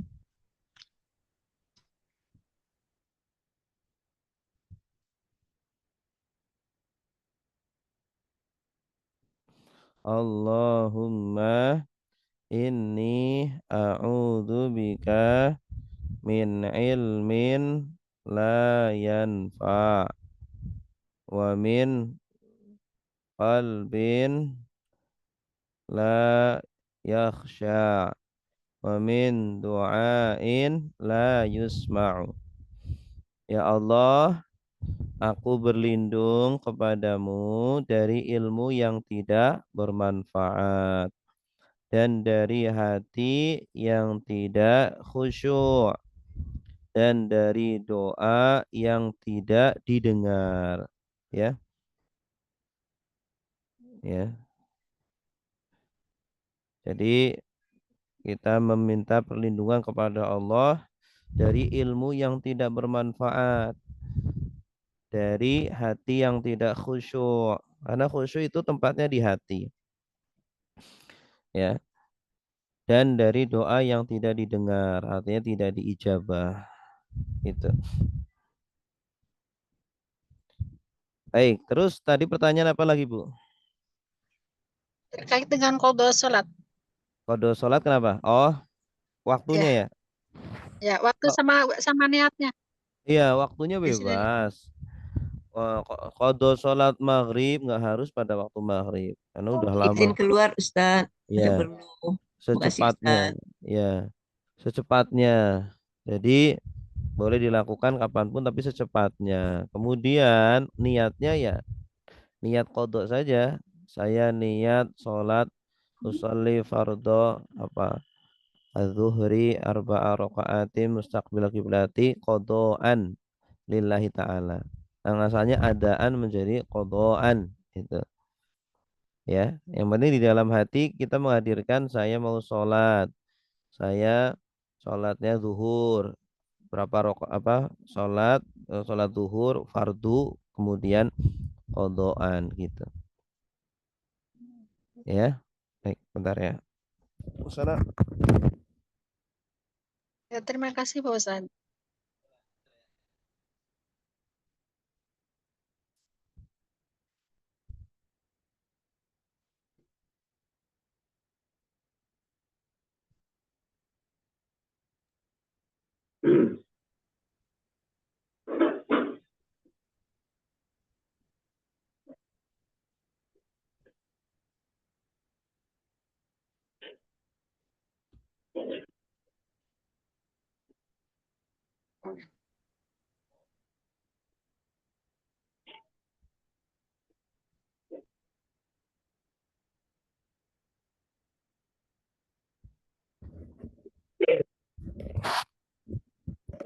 Ya, ada lagi? Silakan, Bu. Ya, Pak, silakan yang mau bertanya. Tadi udah terjawab semua, Ibu siapa? Ya, alhamdulillah udah Pak. Cuma nanti hanya masukkan aja untuk jadwal kajian sholat Oh khusyuknya iya. kalau bisa di jam 5 tren sudah subuh itu biar fokus. Iya, iya, iya. Ya, terima kasih Pak Ustadz. Ya, sama-sama. Silakan yang lain. Silakan. Siapa di mana? Tadi itu, apakah ada persyaratan tertentu atau memang semua orang yang tidak mengerjakan sholat kemudian boleh mengqadha? Terima kasih, Dai. Pak Afif ya. Pak Afif, gimana tadi, Pak? Orang yang Untuk persyaratan sholat qadha tadi itu boleh melaksanakan sholat qadha itu apakah ada persyaratan tertentu atau semua orang yang meninggalkan sholat kemudian boleh mengqadha? iya, jadi semua orang yang meninggalkan sholat, baik sengaja atau tidak disengaja. Kalau hadisnya kan man nama an sholatin aw nasiyaha falyusalliha idza dzakaroha. Barang siapa yang tertidur tidak sholat, jadi dia itu sholat atau tidur seumpama dari siang ya, bangunnya maghrib, berarti kan asarnya tertinggal, udah keluar waktu. Maka harus sholat ketika dia ingat atau dia bangun. Ya, harus langsung sholat. Atau dia lupa, sibuk sekali sampai lupa waktunya keluar. maka dia harus mengqadha salatnya itu. Ya, apalagi yang meninggalkannya dengan sengaja, dengan males atau ya apa ya, begitu.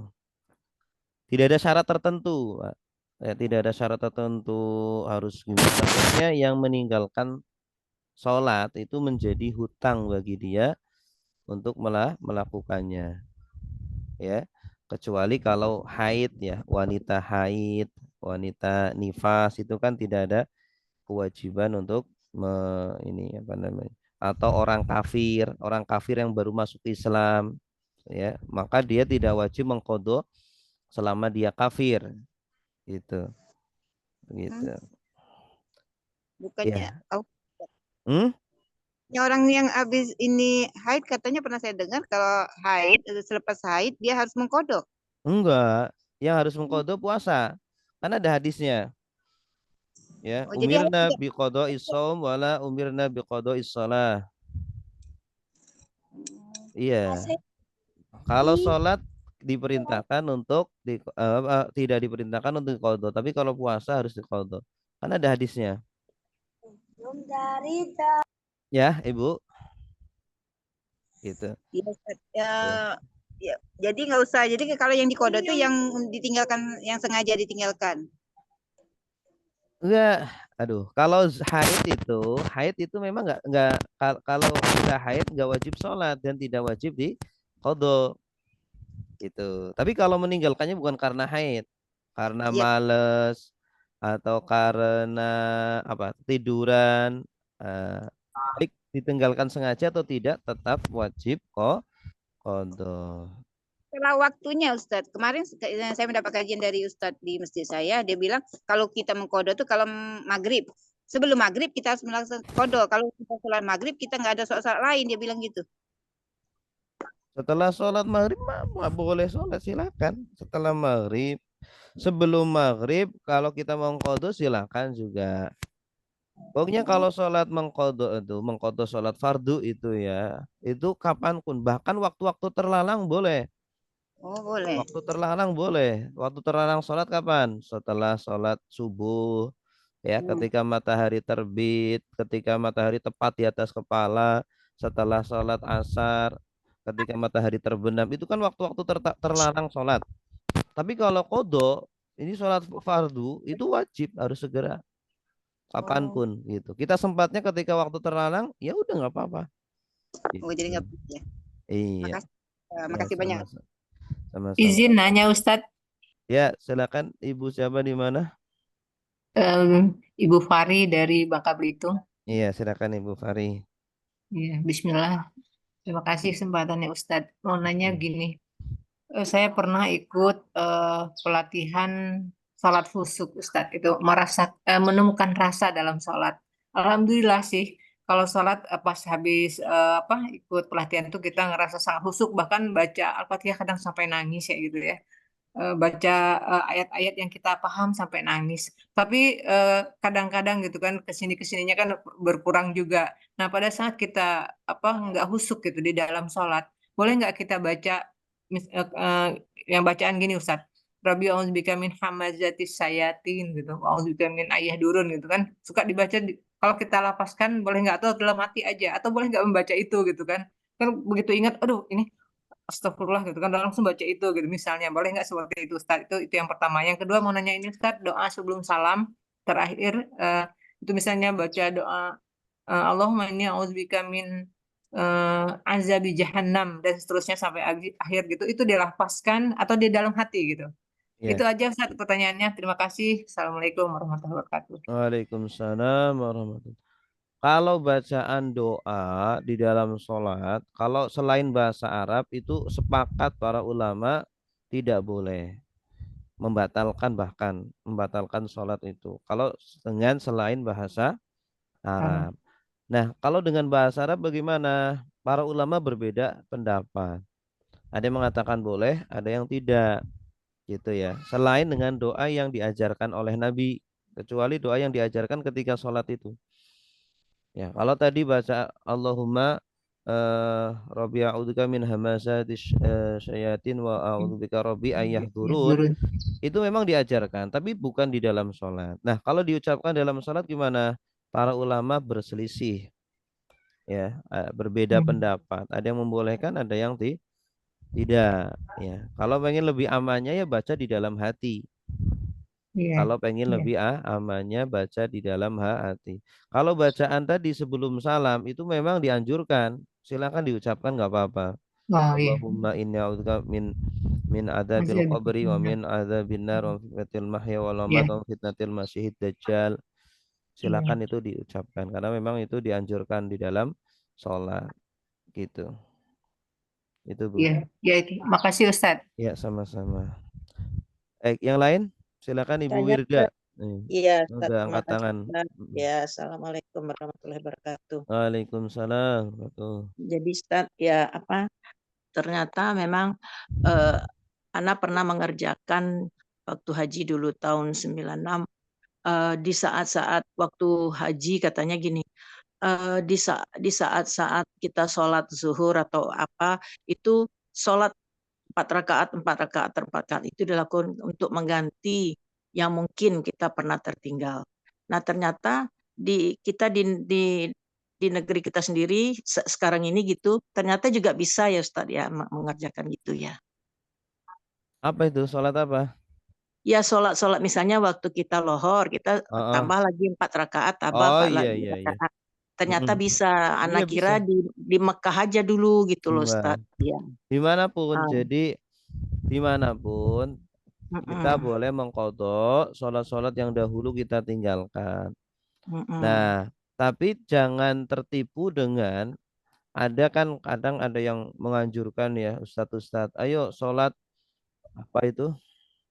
Sholat qadha itu ada itu. Sholat qadha. Jadi sholat-sholat yang dahulu kita tinggalkan, kita dengan sholat 2 rakaat atau 4 rakaat saya lupa, bacaannya sudah ditentukan gini. Nanti sholat-sholat yang sebelumnya tertinggalkan itu terqadha semuanya, itu jangan lakukan itu. Ya, karena itu tidak pernah diajarkan Nabi, ya, tidak ada hadisnya juga, ya.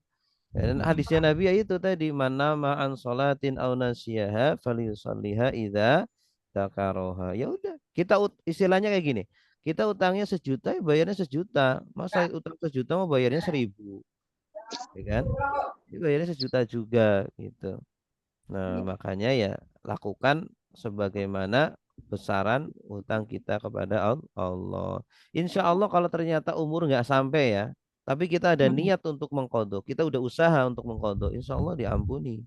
Berbeda dengan orang yang sudah dari awal, nggak percaya, Allah kan pengampun, Allah kan pemaaf, Allah kan maha sayang, nggak usah diqadha juga nanti Allah ampuni. Orang yang seperti itu malah tertipu. Orang yang seperti itu keblinger ya. Dengan mengandalkan sifat pengampunnya Allah, pemaafnya Allah, dia kemudian melanggar perintah Allah. Itu orang yang keblinger gitu. Baik, jelas Bu ya? Ya, Ustaz. Itu dalilnya itu tadi ya Ustaz ya yang Oh, itu. Al-Qur'an itu Ustaz. Hadis. Oh, hadis ya. Jumlahnya kita kan nggak ingat Ustaz berapanya. Jadi seberapa aja. Dikira-kirakan. Apakah di lohor itu kan ada sholat rawatib. Iya, qobliyahnya diganti kayak gini loh.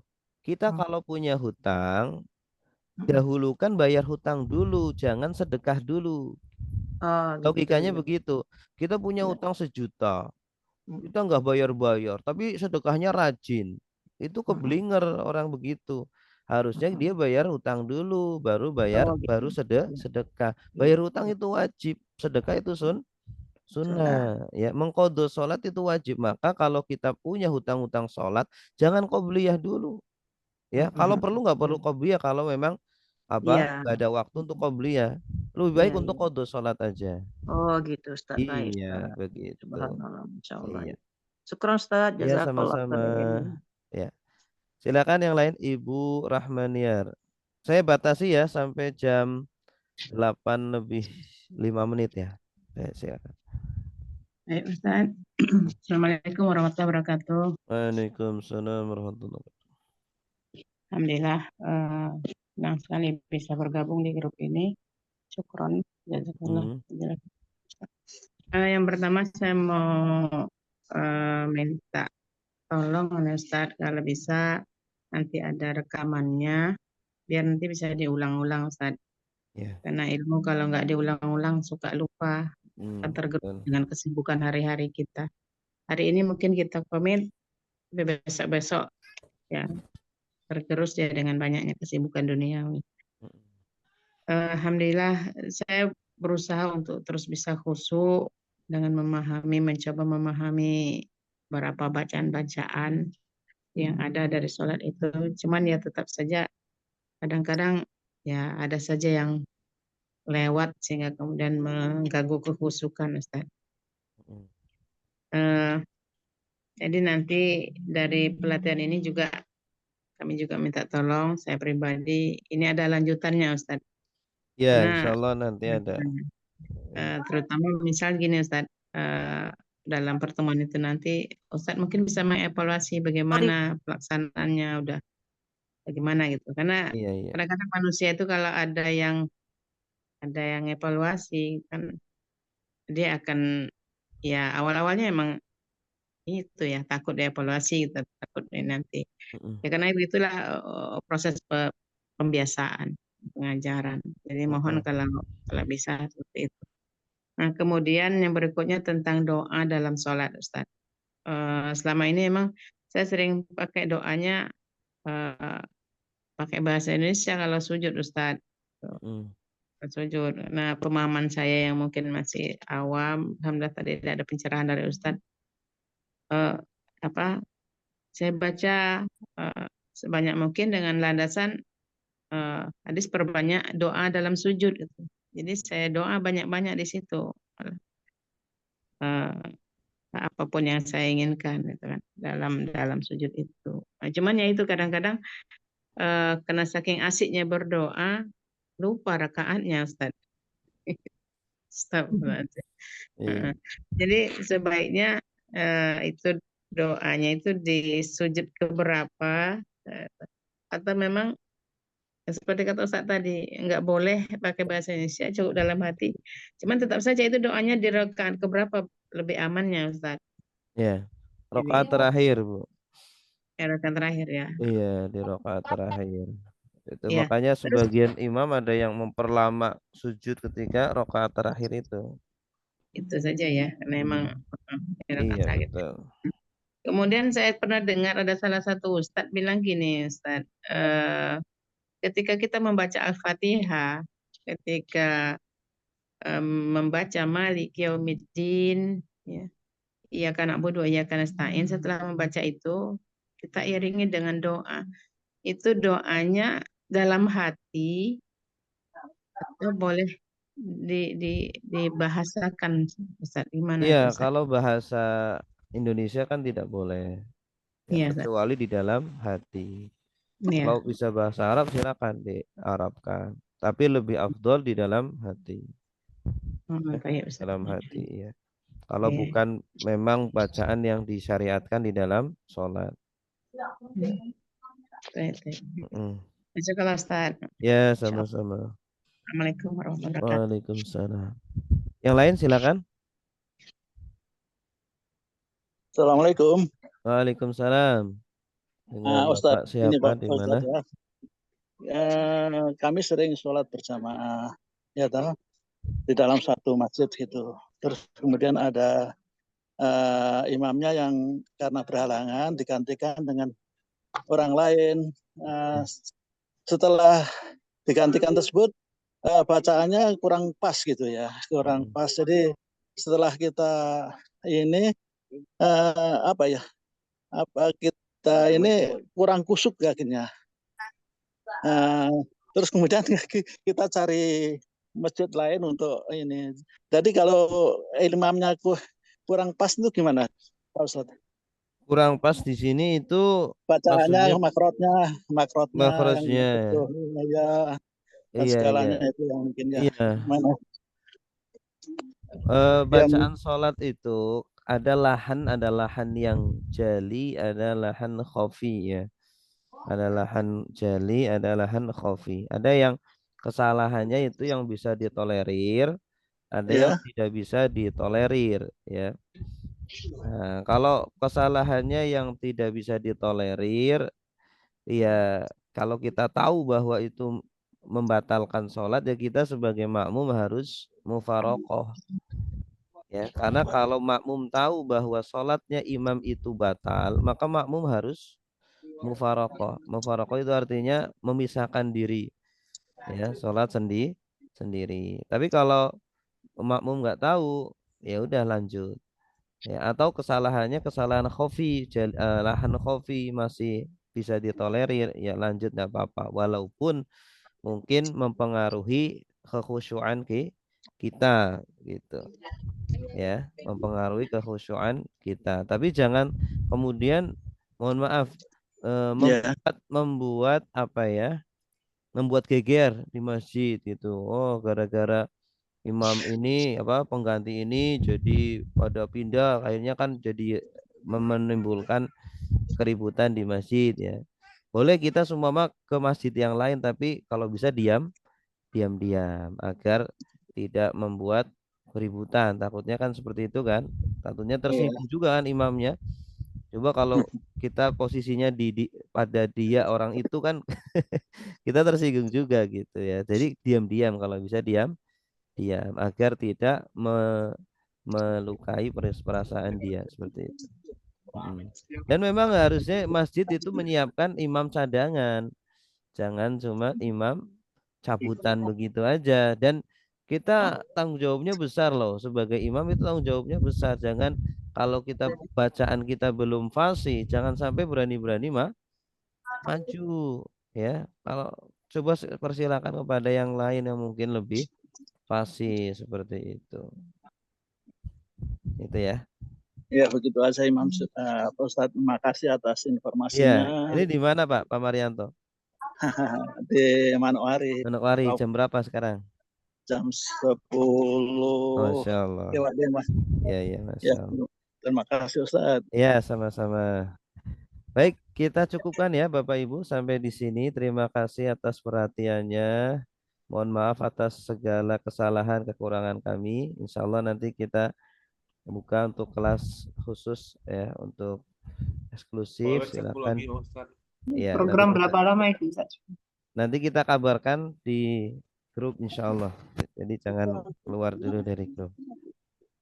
Ya, kita akhiri dengan doa kafaratul majlis. Subhanakallahumma wa bihamdika asyhadu an la ilaha illa anta astaghfiruka wa atubu ilaik. Assalamualaikum warahmatullahi wabarakatuh. Waalaikumsalam warahmatullahi wabarakatuh. Syukran Ustaz. Izin